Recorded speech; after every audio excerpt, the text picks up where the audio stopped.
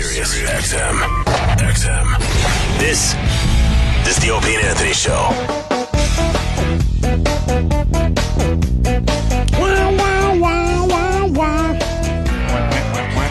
I want to thank NYR Fan 46 on the Twitter. The latest Opie and Anthony podcast is a best of Bill Burr. This could be their best podcast yet. Bill Burr-centric? That's right. Very right there, sir. Yes. So go get it. The Opie and Anthony podcast, episode 17. Wow, we've done 17 already. Go get it, please. And spread the word that we're doing a podcast every week as well. Anthony Bourdain. There he is. Welcome, sir. Hello. Hey guys, how you doing? How you doing? How are you? Young man? I feel like we just saw you. Yeah, right? Probably been a while. You're all tan. Yeah, I just got back from vacation last night. So we just Where'd got back you go? too. Hamptons. Oh. I went totally over to the dark side. You did? Yeah. You like it? This was only the second normal vacation in like my life. Yeah, without having to go somewhere very far away. And Were you getting recognized out there? I think the natural inclination would say, you're on permanent vacation, motherfucker. Yeah, true. But this is the first time that I've actually done the sort of normal month barbecue in the backyard, nice. super dad thing. So like, I've kind of overcompensated. I become this sort of manic, frenetic, like psychotic, super dad. Yeah, yeah. I've gone full Ina. You It's did. like, everybody get together. We're having all of the greatest hits from my Jersey Shore, childhood vacations. We're having the goddamn steamers and the lobster too. Yes. And, you'll eat your fucking corn, and I'm getting the tomatoes at the farm stand, and you'll enjoy it. And you get the 9 different choice of 9 different pancakes, and I'm like, it's like way over the top. We had similar summers, sir.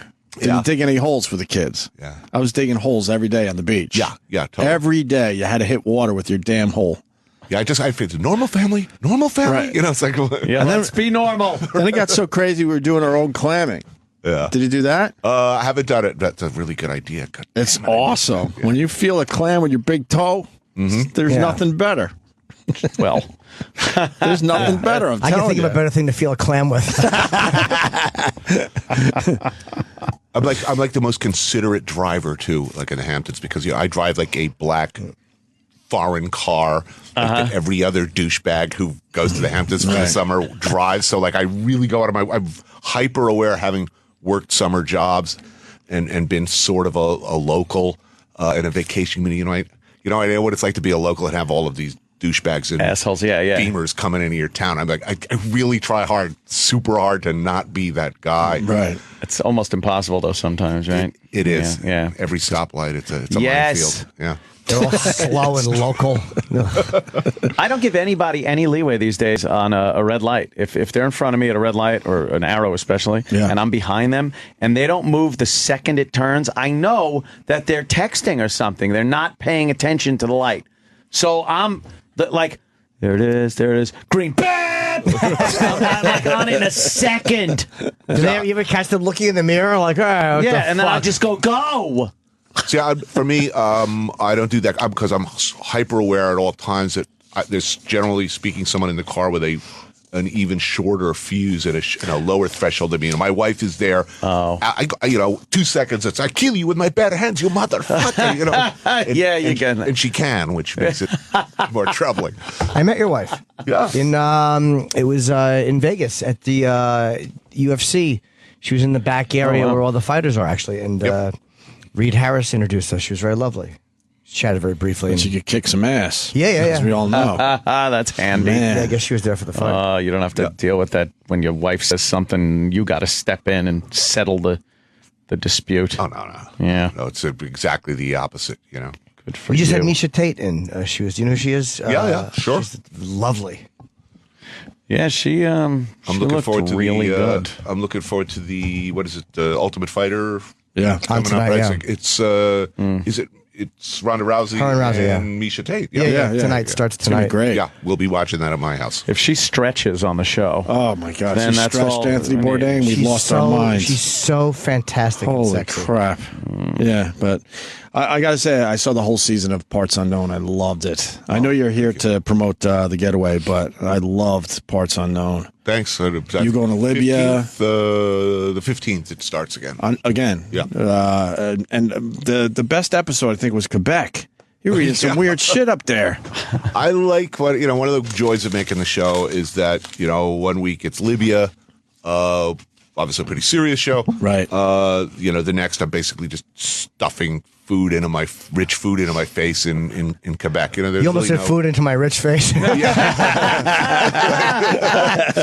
that was about as over the top, food centric, self indulgent show as I've ever made. What does beaver taste? It was beaver, right? Yeah. What is that really? Surprisingly good. Doesn't sound I like it could can't possibly imagine be that. good. yeah, because it's kind of rodenty. Well, you would think it'd be oily and rodenty, but it's Yeah. actually, more in the.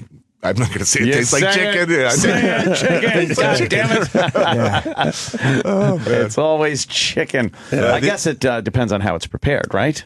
Like anything. I'm sure there's a way to fuck it up. Yeah. I mean, you can fuck up chicken easily. Pop it in the microwave. Just nuke This some year, beaver. it's Israel, West Bank, Gaza show. Spain, a really dark, I have no idea. I don't know if the network's even seen the Tokyo show, but we did a very deranged Tokyo show about the connection between sort of fetishism and repressed Japanese sexuality and porn. Wow, And good for you. So there's a lot of hentai, tentacles, bondage, and sushi. Wow. And sushi. Let's throw in the sushi. And we did a Detroit show, Denmark. It's going to be a good one. How bad is Detroit these days? I love look, that's a city I really, really love. And Detroiters really hate it when people from outside go in and say, wow, it's really awesome. It looks like ancient Rome. Look at these ruins, taking pictures. Romans don't like that either. But you can't look away. I mean, it really is. It looks like Chernobyl. And that's not a joke. It looks like, I've been to Chernobyl. It looks like Chernobyl. Overgrown, all of these 70,000 unoccupied, vacant buildings. It's just incredible structures just left to rot. Fields, waist high grass and old gardens. The house isn't there anymore, but the gardens are now sort of growing wild. It's pretty amazing. But it's a tragic but awesome place. I mean, if you don't like Detroit, how you feel about Detroit is one thing. Detroiters is another thing. That's That's a city with a sense of humor. I guess you have to have one, but it's just a place I've loved for a long time. What do you do on that looking forward to the episode show. without giving it away?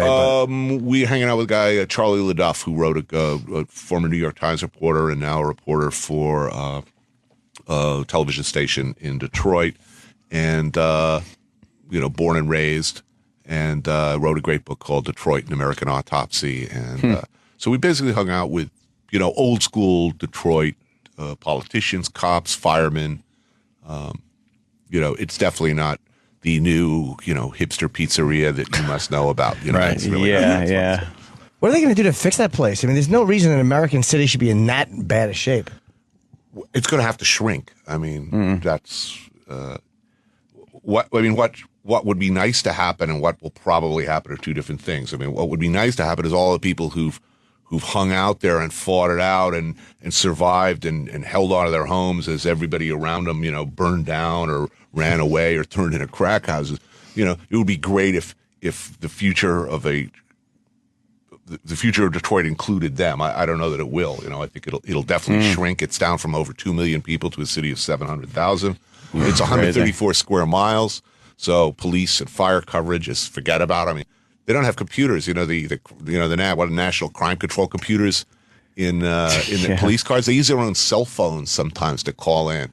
They take the bus to murder scenes. It's not unheard of. It's pretty ludicrous. Wow. But what will happen? I think it'll probably be like the Lower East Side. The people living on the Lower East Side are not the people who lived there who grew up there and then who lived through all the bad times. They have to readjust borders and districts, and that's the biggest pain in the ass because it all comes down to who's getting the money for being within city limits. You start pulling in the city limits, and now that no man's land outside, what happens to that? How does that get developed? It's a big problem. Question. But what people overlook is it is a beautiful city. It's beautiful. I mean, even the buildings that aren't maintained, they're gorgeous. And it's like just about everything cool in America, if not the world, came from Detroit or Detroit especially. The automobile, the credit card, the music of Detroit. It's everything American. If we can't get it right there, we really should sort of fold up our tents. How did it fall so far into the toilet? Was it just the auto industry collapsing? The auto it shrunk. Basically, the auto certainly didn't help that the auto industry started to contract. I mean, so you went from a city of 2 million people down to 700,000. The decline really started in the 50s. Oh, really? So quite some time, and there was a lot of not just white flight, but black middle class flight. But decades of really spectacular political corruption. I mean, I don't know how many mayors in a row have been in the joint now, but it's quite a number of them. They've had more than their share of problems. Did you see hope there, Anthony? Any hope at all, or was it just downright depressing for you? Yeah, because they are obstinate. They are obstinate, proud, funny, tough as hell. Anytime you have that in a city's character, there's going to be hope, right? But I think whatever happens, a lot of people who deserve better are going to end up getting screwed. I think that's the way it always plays out. I mean, even on a neighborhood by neighborhood, basis, you look at the Meat District or the Lower East Side here, or Hell's Kitchen. You look at the neighborhood then and who lives there now. Right. First come the artists. Then come the boutique hotels, and then the swarms of hipster douchebags. It's different though in a small area like New York, because you can move into, say, the Lower East Side, and you're still only a quick ride to Chelsea or we're at Midtown. Like Detroit, being spread out that far, even if you gentrify one area, then the rest of it is still a shithouse. It's really hard. It seems like something that big to. Because hipsters do, in a weird way, save certain places. Colin Quinn pointed that out to me, too. They're ballsy. As much as it's fun to trash them, and I do, they move into fucking Bedford-Stuyvesant. They're these fucking white guys with bell-bottoms and fucking Beatle hairdos taking the subway to Bed-Stuy at 2 in the morning. There's a certain balls to that. Which the man is right. And they're already there, artists, urban farmers, a lot of people making use of there's a lot of dead space there that people are growing stuff and producing, local vegetables and produce for underserved areas. Look, there's no doubt about it. Hipsters will, if, to the extent that these places are going to get saved, it's going to be somebody with an ironic beard and pack of American spirits in the front pocket. Nice. What's this now? The Getaway you're working on. The Getaway is one for Esquire Channel, and it's basically, I used to do a show called The Layover where I'd go and do 24, 48 hours in a city. My partners and I started thinking, well, this would be actually a much better concept if we got people who had some connection to these places and knew what to do in those places. So we are basically grabbing people who've accomplished things in their lives, who are funny, who've got something going on, who have a particular connection with a place, and are good at, would be the right person to drop into these locations. And we send them off and let them loose. So we have Joel McHale we sent to Ireland to. Oh, wow. Yeah. And Aisha Tyler to Paris. And let's see who else is on the show. Aziz Ansari. So we sort of try to, look for interesting people who've done interesting things with interesting things to say, and send them someplace, really cool that they felt really strongly about, or had roots there themselves. But they had not necessarily gone there in the past? Or done If anything, it's or? a situation, in almost every case, they've been there before, Oh, okay. or it's a place they were just dying to go to. Right. It was a, sort of a personal obsession. Yeah, so yeah. there's always a connection to the Are you place. on the show too, or are No. you just producing it? Gotcha. producing. Very cool. Oh, nice. Look at that. Producer hat. Just slap that credit on the Yeah. screen and Watch send me the out. check. Yeah. yeah. That's And also doing another season of Mind of a Chef. That's for PBS. I'm producing that as well. This year it's Sean Brock and April Bloomfield. Yeah. Last season it was David Chang. And speaking of Korean dudes named David, I saw your podcast with my friend David Choe. Dave Choe. Yeah, Awesome. yeah.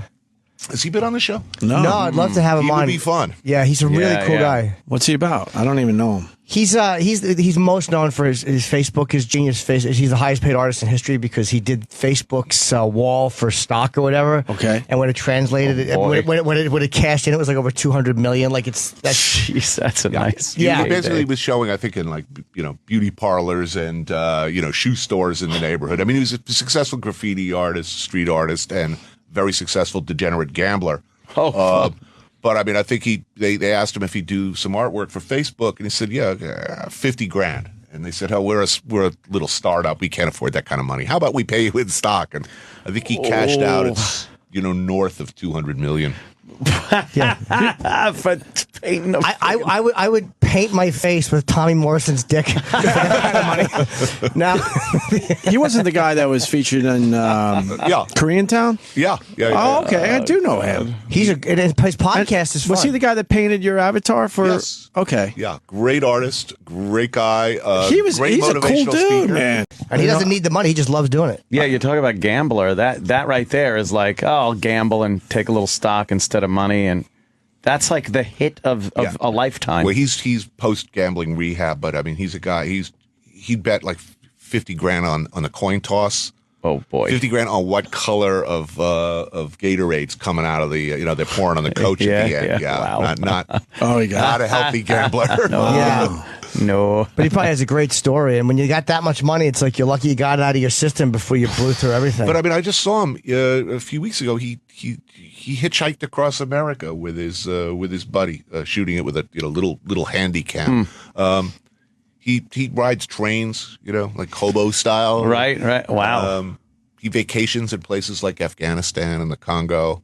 He's He was not in your Mexico. usual rich guy by a long shot. And he just went to Mexico right after we did the podcast. He went down there for It's kind of crazy to do. show these some. days, Yeah, too. man. It's like you got to enjoy your money and not change who you are, but you got to be careful too. There's a certain line you got to draw. Like, all right, there's a Boy, reality would a here. kidnapper love to get their hands on him down there in Mexico, I bet. Yeah, hopefully he's back now. But Yeah, Wow. no, he's back. He had a big exhibit down there. But great guy. He'd be great on the show. yeah, we talked about fucking perversion for quite a while.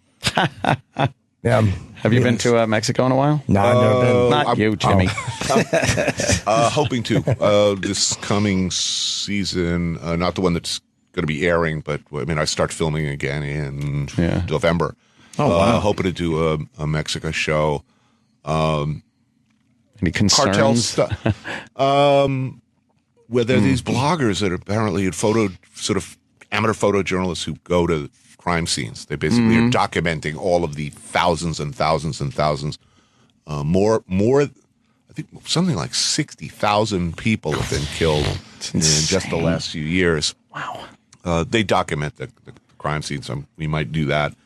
Mix it up, sort of fun Mexico and then dark side of. You're crazy to go down there, man. Even for all the I love places, it there. that's come nuts. on. To fuck the cartels is just, they're scary, man. You gotta love that place, though. You I've gotta never love been. it. I mean, my whole crew are so happy there. I mean, Yeah. of all of the places that we shoot, it's one of the few places where we'll shoot a scene of me shoving food in my face, end the scene, and then we'll all go and eat. Right. Just Okay, all yeah. stand there in the street eating, sort of some grandmother, making tacos or tortillas. It's just a great drinking culture, great eating culture. The music is amazing. There's just really, particularly because, well, like Detroit, they're a culture that have been just so relentlessly fucked over the years. Yeah. That they've True. had to develop a really brilliant sense of humor and melodrama, and it's just a place that I really, really, really love.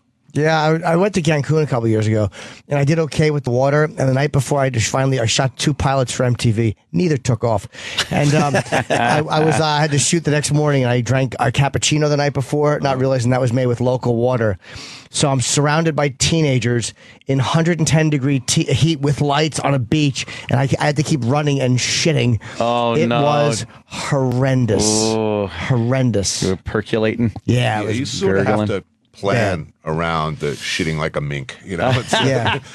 Why don't the locals shit They like do. that? They do. Well, I mean, it's horrifying that I know this, but actually love they what you crap know. a lot more frequently. They do. And have lower Really? incidence of rectal cancer. I don't know why I know that. But Is that because of that, you think? apparently, there's a connection between frequent shitting. Also, squat cultures, lower incidence of rectal cancer. Well, where you squat rather than ride the bowl. Well, when I shit, this had to come up at one point. I have a thing that I prop my feet up on because it's supposed to be my knees are actually raised when I shit. I sit and my knee. You have a mirror in front of the. Exactly. A video camera. It's my new website. He's got a little stool for his feet there, Anthony. I do. I prop my feet up. Yeah, I got it yeah. from a health place. Amazing. And so my feet are always kind of propped up in the squat thing, which is better for you. It's better for your system. Well, look, if anyone would like to, I don't generally do product endorsements or anything like that, but I would really like a Japanese toilet. One of those deluxe Japanese toilets with the alternating spray that moves back and Yes, forth at I've various seen those on- temperatures. Yeah. It ionizes the air, makes covering sounds of tropical rainforest to cover the sound of your groaning and spraying. Cleans itself. The gentle, warm pulsing of water. Back and forth over your Heated, taint and air-conditioned. perineal region. Everyone on my show are upset. It's like we all look forward to Japan. And everybody shows up on set late. They're all like, they'll come out with this blissed out look like, oh, sorry, man. I was like, having the best dump ever. Again, that Japanese culture. There's something about the nether regions that they just really are very attentive to. Yeah. They're very focused on their holes. Yeah. Are they ever? Yeah. That is a Also, amazing it's not thing. just the tight focus is a sort of a signature of Japanese fetishes. They have those clubs where you go with with a what do you call it, a magnifying glass. Sit there, you see these salary dudes sitting there with a magnifying glass. No way. That was like a robot creepy. strip club. Not really a strip club, it was sort of like robot cabaret, which was like the most insane. It's on the show. It's really? Basically a big, sort of sexy cabaret with battling robots and dinosaurs and like pandas. It's breakdancing robots. They're on the Mollies. It's the best thing ever. Yeah, They got to be on the Mollies over there. It's the best. Where does I that love come it. from? So strange. Have you figured it out yet? No, but I really Because like they're not it. really doing anything different than other people as far as drinking and drugging. Well, they don't really have a lot of drugs there. There's some culture. But when you hear these stories, you would Drinking, think there would be a lot of drugs involved. They're super savage drinkers. They're terrible. Really? They're like the worst drinkers in the world. I mean, they're done by like 7:30, and you got in like Shibuya district in Tokyo, and it's like all these young guys already on their hands and knees, puking into the gutter while their hot, completely sober girlfriends are like holding their hair back. And they just put up with this nonsense. They're terrible, terrible, terrible binge drinkers. They make the Brits look like good. And it's all sake, or what No else? beer, A lot of beer, whiskey. There's a big wine culture as well. They just people really do like to. They don't get a lot of opportunity to behave irresponsibly. When they get that window of opportunity, they really Gotcha. drink all night and then go right to work the next day is not an unusual thing. And it's also the bonding thing. The boss, everybody will sit around at work. Salarymen will sit around at work waiting for the boss to go home. You don't want to go home before the boss. And the boss is not going home because his boss hasn't gone home yet. They just sit around, jacking off, looking out the window till midnight, and then it's like, oh well, let's go out. Company spirit. They get completely hammered. You're spending thousands of dollars on cocktails too, because along with it, you go to like these hostess bars, where basically you're spending thousands of dollars for someone to say, oh, your life is really interesting. What do you do? I work for a widget company. Oh, that's so fascinating. You're You are the most interesting producer of widgets I've ever met, and what a fascinating business, and you're so funny and delightful, and let's play. You don't get even laid for this money. You're just that's very much the culture. So you takes your pleasure where you can. Wow. It's crowded culture. You live with your parents till you're often. You live with your parents till you're 30. Not much room there. You could be talking to me. That's when I moved out when I was 30. How humiliating. I moved back in at 29 myself for a little while. At least you were out for a while. Yeah, I was out 18 to 29. Northern Sun. Need a little help in between radio jobs. Magnifying glasses. Yeah, that's a little odd. That's you've heard. I thought I've heard it all, but not that one. The dirty underwear vending machine. Yeah, all that. Yeah. But a magnifying glass. Frottage is big. What's that? Frottage. Yeah. Groping and On the subways and stuff. I always thought that was called frottage. Frottage. I did that in high school. Frottage. In high school, I called it grazing, where I would try to I would literally in my mind go back and just jerk off, remembering what I did, and I would get like a double cheeks with the crack. I did it to a fucking gym teacher once in the pool, where I was walking by and she was standing there in a fucking bikini, and her ass was amazing, and I'm like, I have to do it. And I allowed my hand to graze over both of her cheeks, and I felt her turn around. Oh, she knew what you were up to. It was just me and her. I was outside the pool. There's plenty of room in the pool. Dude, no, we were walking by. She was standing outside the pool. Okay. And I allowed it, and I knew if I turned around. Predator. I knew if I turned around. I knew if I turned around, I was dead. If I acknowledged her, I was dead. But she stared at me, and the fact that I just kept walking gave me the ounce of plausible deniability. Right. And there's a substitute gym teacher whose ass I grabbed one time in a crowd. What's the statute of limitation on sexual assault? By the way, Jason, if you're listening, I just grabbed it in a crowded hallway. Where I just grabbed her ass. Well, that's some shameful, sick. That is like twisted. No, that's not that bad. Right That's there. just normal. I wasn't getting laid. I was like, 15. I just would jerk off thinking about asses. Going out, rubbing your hand on strangers, and then heinies. beating off to it to the thought of it later. They actually have clubs twisted. for that in Tokyo. Where you can go, it's a reproduction of a subway train, and you go in and people pretending to be other passengers are there to be willingly. They pretend that they don't know what's going on, and you can go in and sort of rub up against them. But if you're going in knowing everyone's pretending, is it it's still no fun? You're still getting off a little bit, if that's your thing? Yeah, we didn't fully investigate this subject. When we got into Shibaru, I think it's called. It's a Japanese rope bondage, which is very big. Hentai, which is interesting. And what's called otaku culture, which is basically nerd or geek culture. People who spent pretty much their whole lives living, expressing themselves through anime characters or what are called Vocaloids, who are sort of holographic characters who actually give concerts and sing. You can go see them. So you could theoretically have a virtual girlfriend, a hologram girl, like an Archer, a hologram girlfriend. That would be so. They're extremely creative. They have whole districts of toys and fantasy characters and right. I don't know. It's got to come from such a powerful traditional culture that was just decimated during a war. It's all pretend we're an octopus with 8 vaginas and a hat.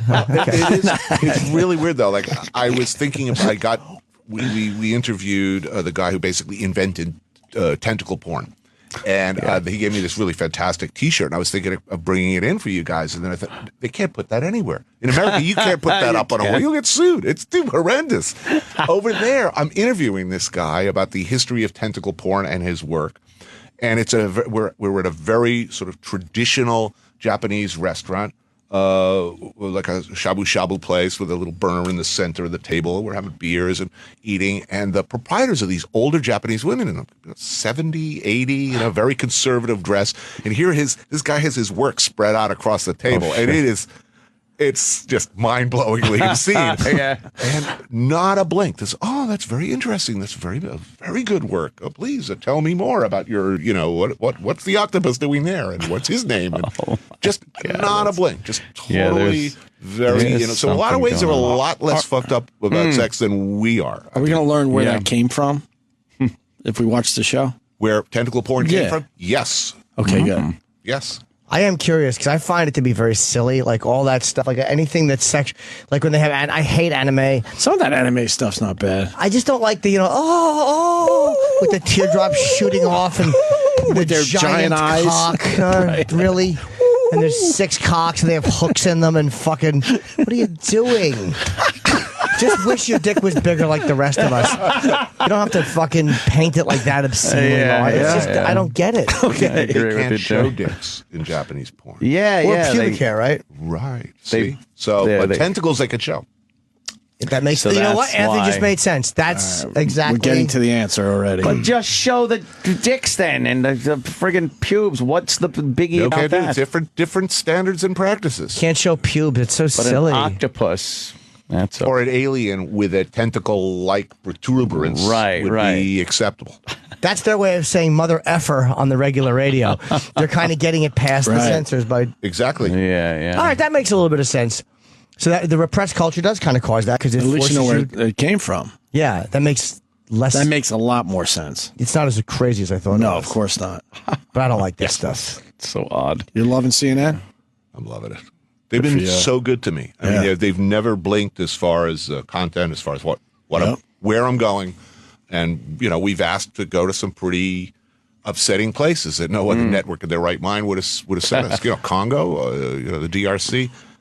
They didn't blink. They were like, "Oh yeah, we know people there. We can help you." That's we know it too. That's people a on great, the ground.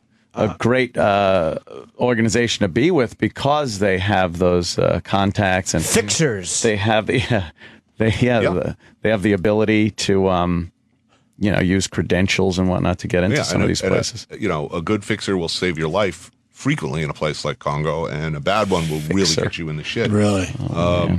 Just the local contracts. As far as content, what I say, how I say it, how the show's going to look, not a blink. They've been totally appreciative and supportive of everything I've done.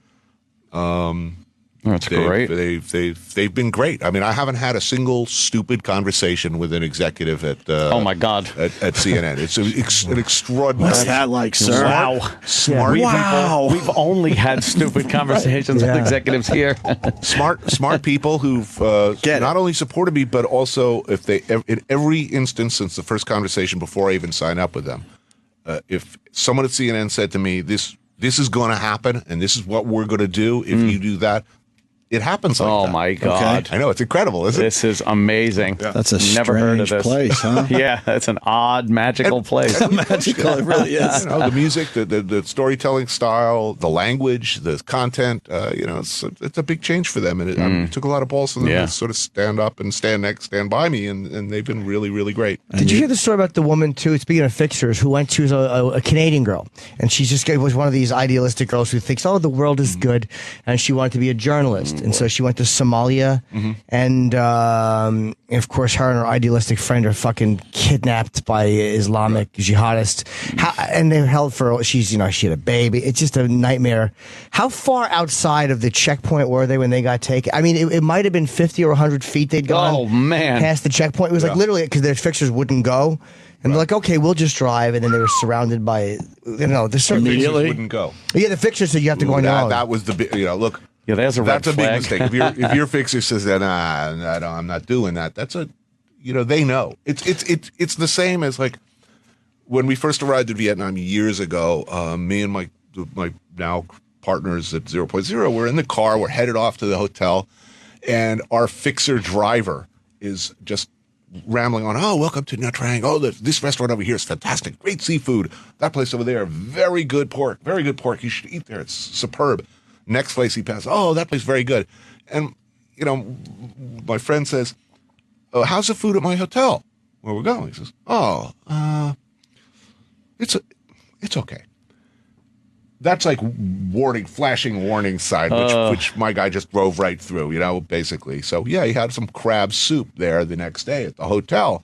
And, I've never seen anyone so sick. I mean, he was like projectile vomiting for like 3 days, turned blue, lost like 30 pounds. I mean, lost his ability to. He was sick for like 6 months. He was really, really messed up. What was it that he had? Did he get, what exactly did he get from it? Some kind of crab-related, parasitical, something bad. But look, when you're when your fixer says, "I'm not so sure," that's diplomatic. Stop it. Right. No, don't eat there. What do you know about Syria? Have you ever been? Haven't been. Would like to go. It's a really messed up situation and far more complex than anybody's really talking about. I like the idea of doing something as supremely. If we bomb Syria, right, it's completely against our national interest to do that. It was really not in our national interest to help out in Libya either. That said, I'm really glad we helped out in Libya. That was a cool thing for us to do. Wow, we're actually helping people who deserve to be helped. We're actually do something for freedom, not for oil or whatever. I think it's a mess. I don't know that it's going to make anything better, but I kind of like that we're at least talking about it. I don't know how it's going to turn out.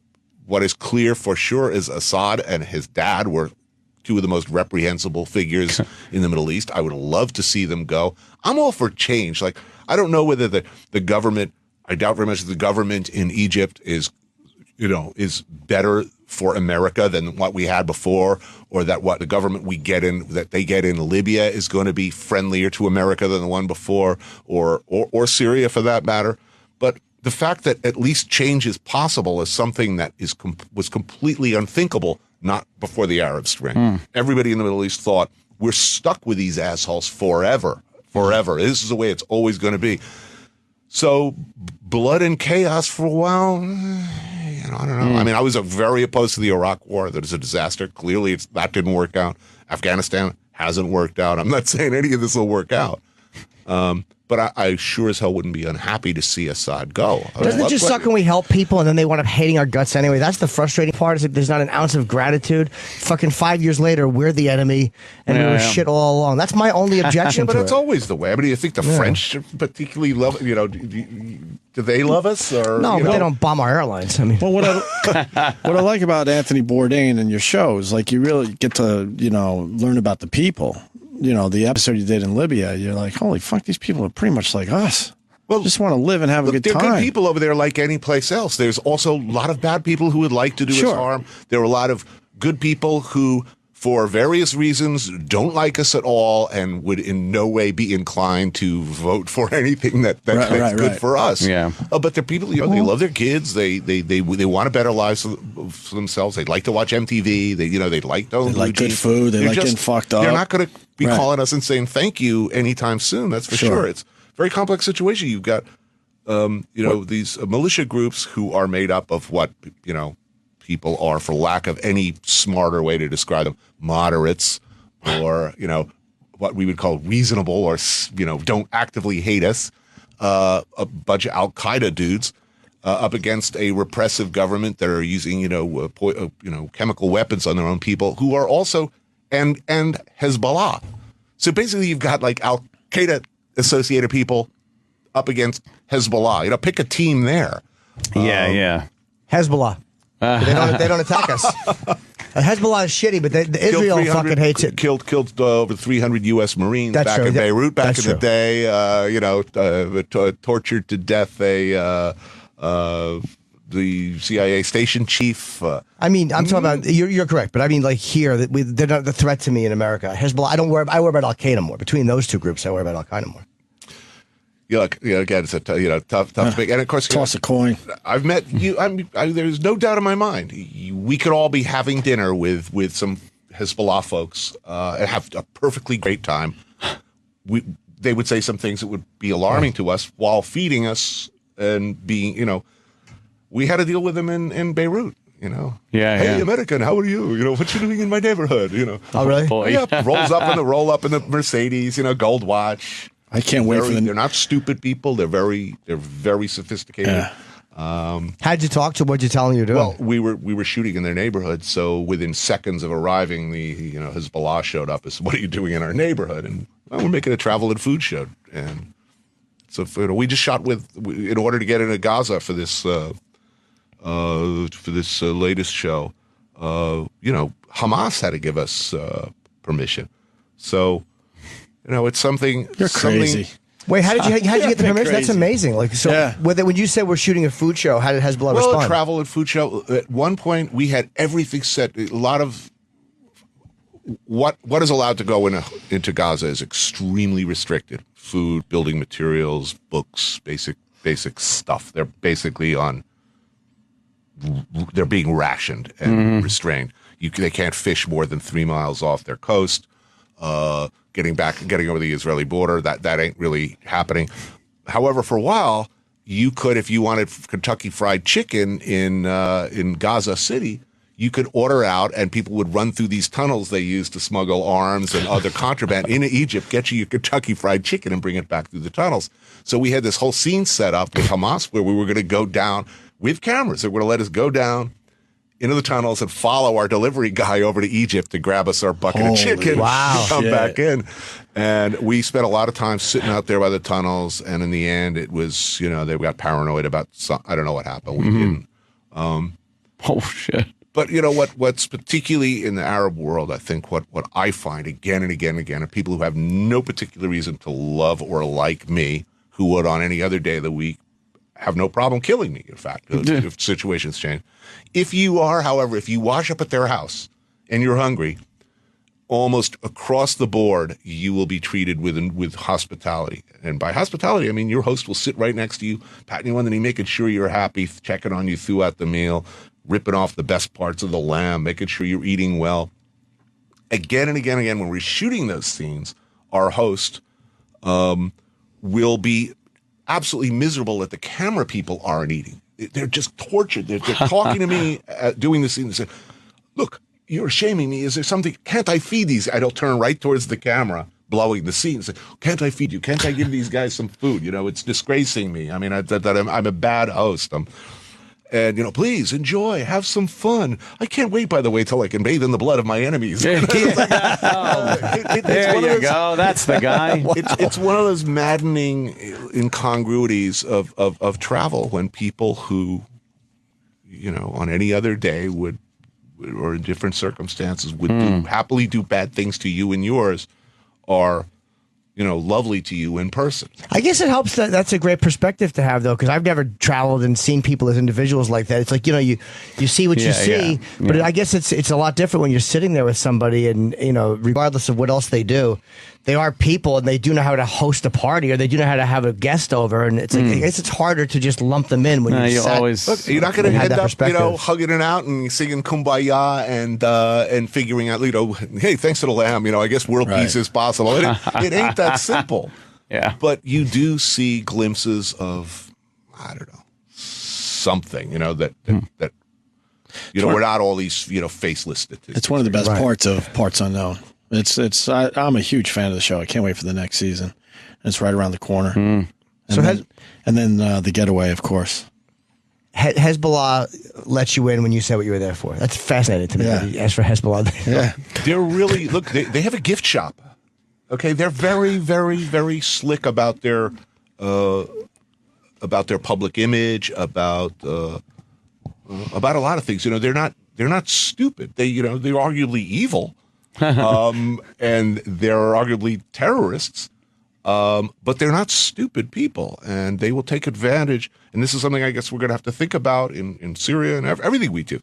Is that when the Israelis bombed, when I was in Lebanon in 2006, when the Israelis would bomb what were referred to as Hezbollah neighborhoods or Shia neighborhoods where Hezbollah were influential and prevalent and present, Hezbollah with Iranian money would show up the next day and go from house to house. "Oh, you lost your house. Dude, that's really terrible. Here's $13,000 to rebuild your home. Wow. And by the way, if we can look after your kids, please stop by our Hezbollah daycare center. And, our neighborhood watch will be looking." So they step in very shrewdly to these vacuums created by whatever world events.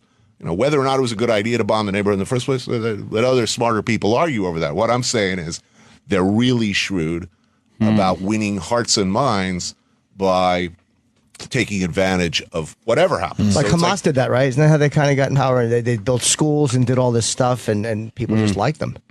Well, also anybody who stands up against a perceived enemy in whatever way is going to get some kind of, he may be a bastard, but he's our bastard, that kind of that kind of a thing. It's the Middle East and Israel, West Bank, Gaza. I went in stupid and I came out stupid. I'm not coming out of there like a fucking Middle East expert by a mile. I wish I could say I came out of there any smarter, but you see a lot of stuff. Yeah, and in a lot of ways you get more data, you get more confused, you get more stuff to think about. But the show's not about what I think. It's really show you what I saw, and you make up your own mind. Right? Yeah. That's really interesting, man. Absolutely. Very cool. Really, really I'm interesting in. perspective. Another great appearance from Anthony Bourdain. Yeah. Thank you, guys. Yeah. And I understand, by the way, the horrible people, like for instance, the Opie and Anthony show, are hated by a lot of radio shows. Like, you guys are seen as fucking monsters. Yes. And you're just my friends. I know, isn't that odd? But it's really weird to go to places and hear the perspective. Now, this may not be the example of Hezbollah. That's pretty close. And then, No, it's worse. In spite of whatever it says, here you are sharing your Cronuts.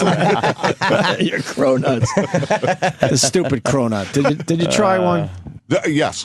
Are they that amazing? Come on. They're pretty amazing, but the DKA, the other pastry there is actually, in my opinion, better, and you can get as many of those as you want. No problem. That's a great pastry shop, and the Cronut is awesome. Do you hate Would I that wait guy, though, for the way he fucking hold on to the Cronuts? I have a hatred for him. And I like that you can't jump the line. I think it's pretty cool. What was her name? Emily Roberts, right? To jump the line at the, we said, no, back of the line. I like that. Who's she? Yeah, got me. I don't know, somebody famous. Oh, okay. Someone famous. I guess, yeah. But she was trying to, get But in they're front waiting of everybody online for the Cronuts. starting at what, 5, 6 in the morning? That's dumb. Look, I don't blame him. It's not his fault. I know. I mean, it's, if somebody wants to wait 4 hours in the roaring sun for 2, you're only allowed 2. Or trade sex, offer to trade sex for a Cronut online, which people are doing. Oh, my God. People are bidding like $500 on Craigslist for Cronuts. Come on. Look, that's a dysfunction, in Yeah. the consumer. The guy's, he's a very nice guy making a very good product. He can only do 500 of them a day it's a small pastry shop. He can only reasonably produce a certain amount. He's not forcing you to act completely silly. Very true. Imagine that, though. You order sex, and a girl comes over and blows you, and then you're like, oh, I thought you said donuts. Oh, my fault. My bad. I thought it was a typo. Hit the bricks. It's good shop, though. Go for I think it's called the DKA, though, that's the... We've tried. We're not on his radar. We've tried to get the Cronuts.